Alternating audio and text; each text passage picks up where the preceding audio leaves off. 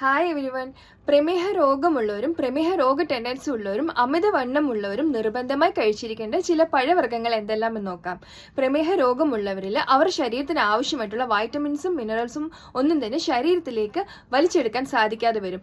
അങ്ങനെയുള്ളവർ മസ്റ്റായിട്ടും ധാരാളം വൈറ്റമിൻസും മിനറൽസും അടങ്ങിയിട്ടുള്ള പഴവർഗ്ഗങ്ങൾ കഴിച്ചിരിക്കണം. എന്തെല്ലാമെന്ന് നോക്കാം. ഒന്ന് പറയുകയാണെങ്കിൽ എല്ലാ തരത്തിലുള്ള ബെറീസ് ആണ്. നെല്ലിക്ക, സ്ട്രോബെറി, ബ്ലൂബെറീസ് എല്ലാം തന്നെ ആഴ്ചയിൽ ഒരു 4 ദിവസം കഴിക്കണം എന്തുകൊണ്ടും നല്ലതാണ്. പിന്നീട് പറയുകയാണെങ്കിൽ വെസ്റ്റ് ഇന്ത്യൻ ചെറീസ് ആണ്. ചെറീസിൽ ധാരാളം ആന്റി ഓക്സിഡൻസും വൈറ്റമിൻസും അടങ്ങിയിരിക്കുന്നു.